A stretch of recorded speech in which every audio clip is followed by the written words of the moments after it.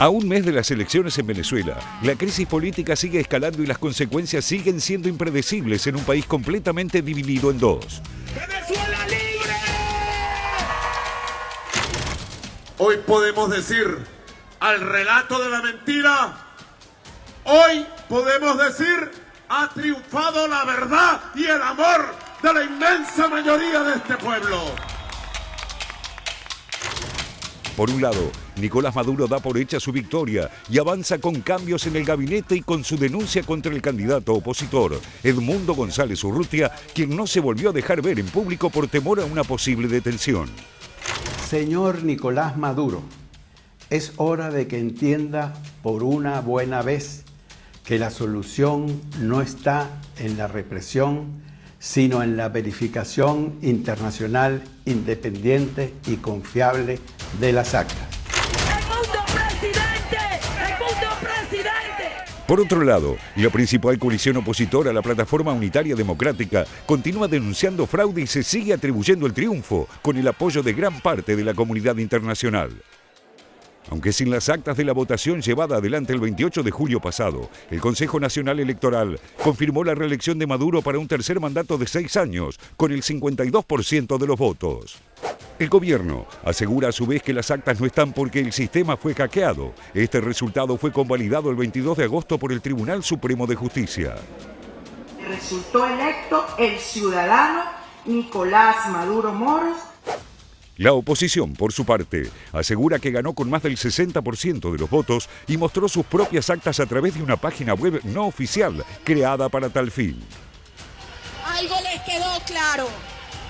¡Acta mata sentencia! Según aseguran, representa el 83,5% de las actas electorales y han sido recopiladas por sus propios representantes en las mesas electorales. El gobierno de Maduro denunció que esas actas son falsas y por ello el Ministerio Público venezolano citó esta semana a González Urrutia por usurpación de funciones, forjamiento de documento público, instigación a la desobediencia de las leyes, delitos informáticos, asociación para delinquir y conspiración. Todos delitos que implican penas de hasta 16 años de prisión.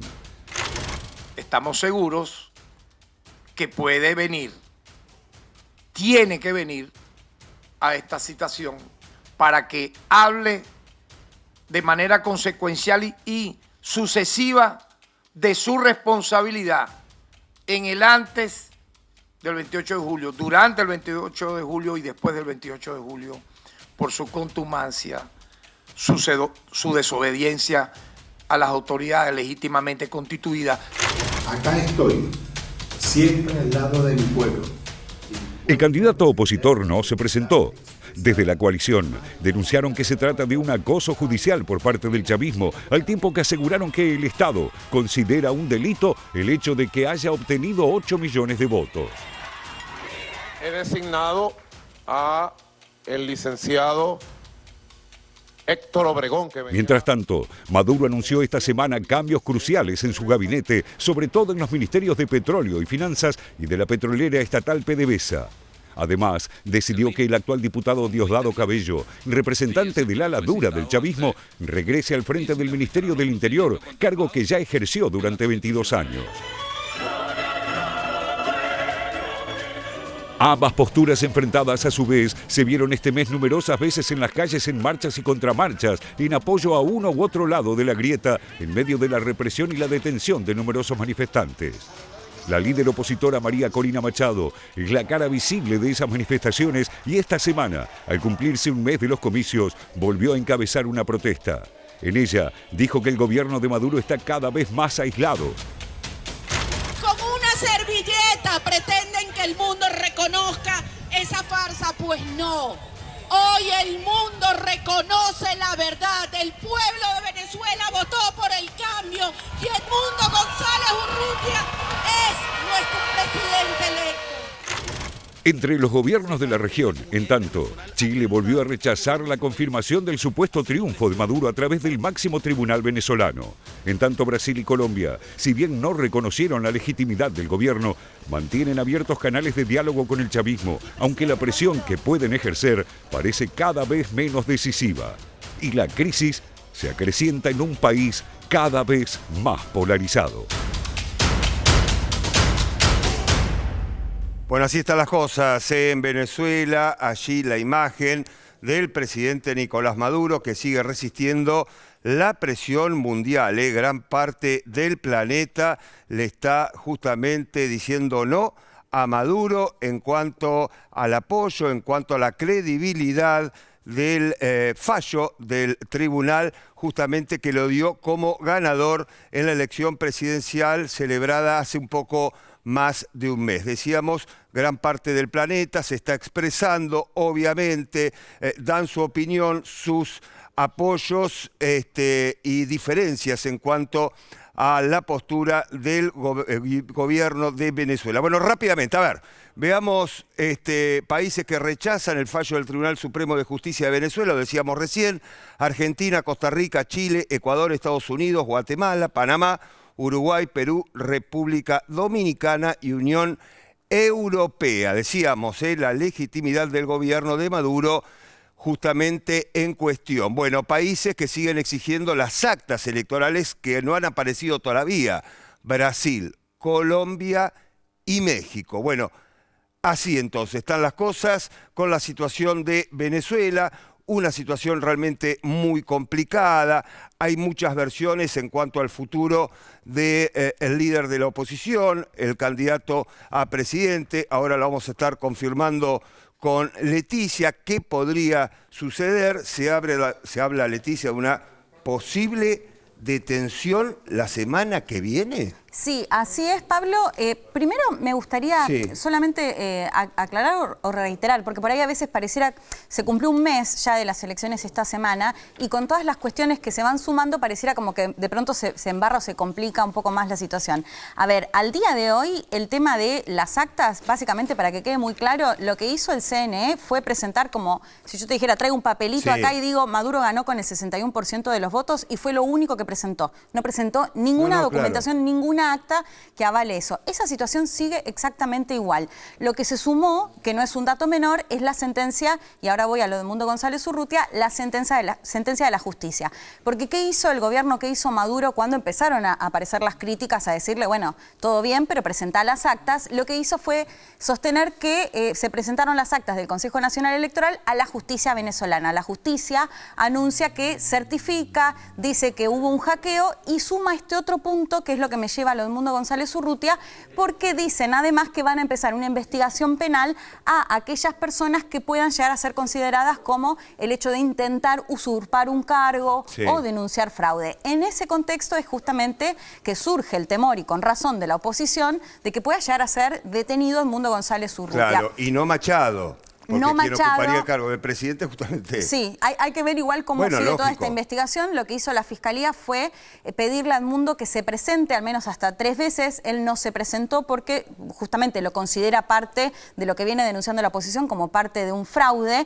No se presentó a la Fiscalía, y el temor o las advertencias que hay de alguna manera es si esto puede llevar a que directamente intenten detenerlo a Edmundo González Urrutia, que ahí ya se generaría, por supuesto, otro panorama. Pablo, lo venimos contando, las detenciones son cientos y cientos, y no es algo que el gobierno oculte, sino más bien lo contrario, digamos, ¿no? Porque justamente también lo que se busca es establecer un poco este temor a que, por ejemplo, quienes quieran salir a manifestarse salgan a pedir por la transparencia electoral. Bueno, veíamos varios dirigentes, inclusive una mujer, lo pasamos al aire hace 15 días cuando estaba en su propia casa, un vivo de Instagram, justamente reflejaba el momento realmente muy, muy complicado cuando veía varias personas intentando ingresar a su casa. Finalmente ingresaron, finalmente la detuvieron, y con ese video y otros videos el gobierno armó una propaganda de lo que estaba sucediendo con los dirigentes opositores a Nicolás Maduro, ¿no? Sí, y esto en el marco de esta operación, esta famosa operación Tuntum, que no es ni más ni menos el hecho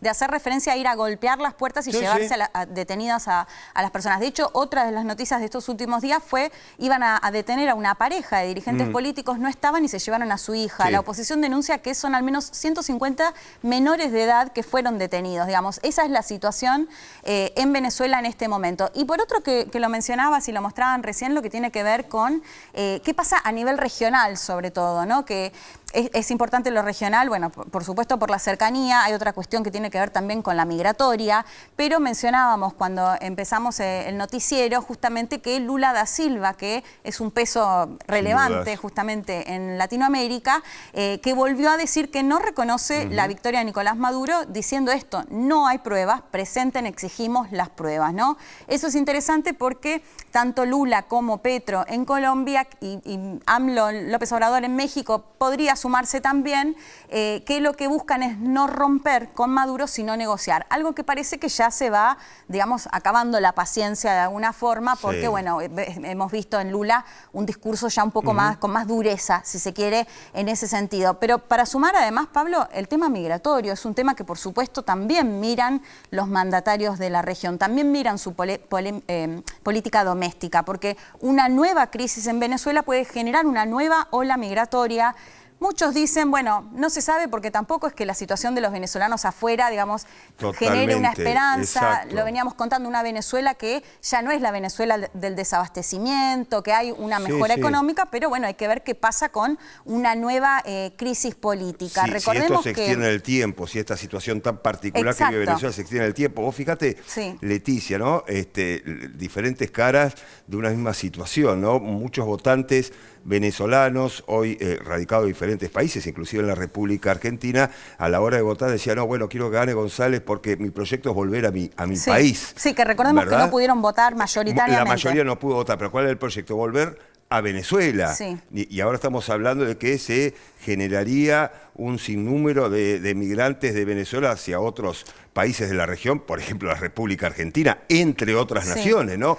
Vos fijate las diferencias en una misma situación, que fue una elección donde los resultados son convalidados por un Tribunal Supremo de Venezuela, pero hasta el momento el mundo no conoció las actas oficiales de esos comicios, como sucede en cualquier elección del mundo, ¿no? Exactamente, Pablo, y para cerrar, un dato que creo que esto, con respecto a la cuestión migratoria, que nunca se puede obviar. Venezuela tiene 28 millones de personas aproximadamente de población. Se calcula que ya son casi 8 millones los que están fuera de Venezuela, y Pablo, esto es lo que me dicen los académicos, los especialistas, incluso el número puede ser bastante mayor porque muchos llegan de manera ilegal también.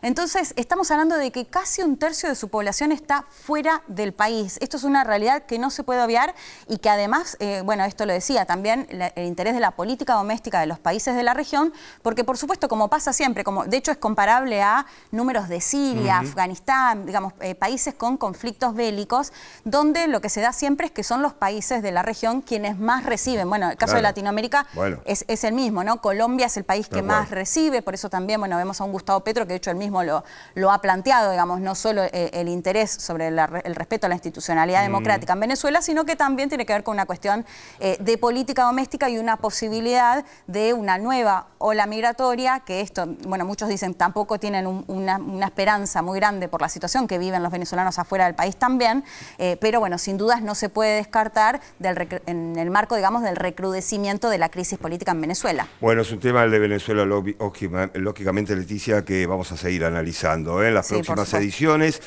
Recorremos ahora el mundo con esta síntesis y luego Félix Taylor adelanta lo que viene. Pakistán. El ejército atacó separatistas en Balochistán. Las Fuerzas Armadas iniciaron una contraofensiva en represalia a los atentados perpetrados por grupos separatistas insurgentes en esa provincia, que habían dejado al menos 50 muertos. La zona de conflicto es rica en recursos y contiene importantes proyectos mineros liderados por China, que controla un puerto. Protesta de camioneros en Colombia. Rechazan el aumento al diésel anunciado por el gobierno de Gustavo Petro. También exigen medidas de seguridad en las rutas, dado que son víctimas permanentes de robos y ataques armados. El Salvador. Capacitan reclusos en oficios y talleres. El gobierno de Nayib Bukele puso en marcha un programa destinado a presos comunes y colaboradores indirectos de las maras para evitar el ocio durante el tiempo que permanezcan en la prisión. Actualmente, las cárceles salvadoreñas suman 100.000 reclusos, de los cuales 82.000 están detenidos por el régimen de excepción por presuntos pandilleros.